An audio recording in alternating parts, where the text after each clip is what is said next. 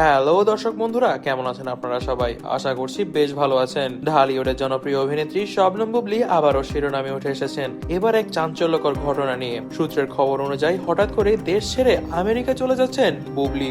আর এই সফর নাকি হয়েছে একেবারেই অপ্রত্যাশিতভাবে এবং গভীর রাতে। এই ঘটনা ভক্তদের মধ্যে ব্যাপক চাঞ্চল্য সৃষ্টি করেছে। প্রশ্ন উঠেছে, কেন বিলকে রেখে এভাবে পালিয়ে গেলেন তিনি? তবে দর্শক বন্ধুরা, পুরো ঘটনাটি জানতে ভিডিওটি দেখুন না টেনে।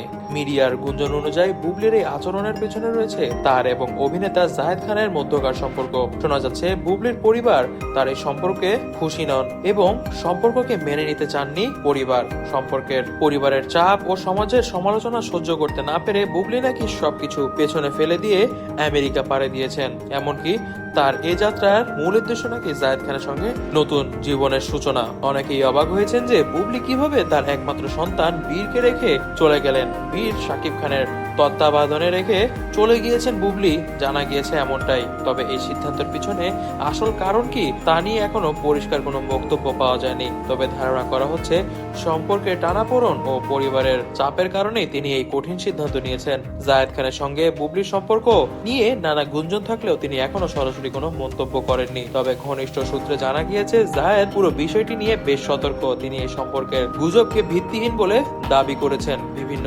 সাক্ষাৎকারে তিনি বুবলির এই আকস্মিক দেশ ত্যাগের ঘটনায় তার ভূমিকা কি ছিল তা নিয়ে প্রশ্ন উঠেছে। দেশ ছেড়ে যাওয়ার পর থেকেই বুবলি সামাজিক যোগাযোগ মাধ্যম থেকে নিজেকে গুটিয়ে নিয়েছেন। তিনি কোনো পোস্ট বা মন্তব্য করছেন না কোথাও, যা ভক্তদের মধ্যে আরো সন্দেহের সৃষ্টি করছে। আর হয়তোবা পরিস্থিতি শান্ত হওয়ার জন্যই অপেক্ষা করছেন তিনি।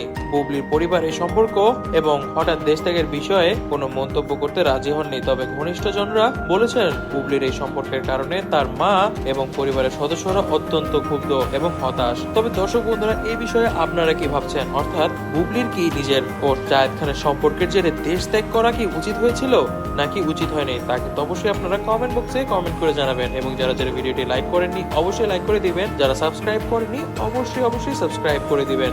ধন্যবাদ।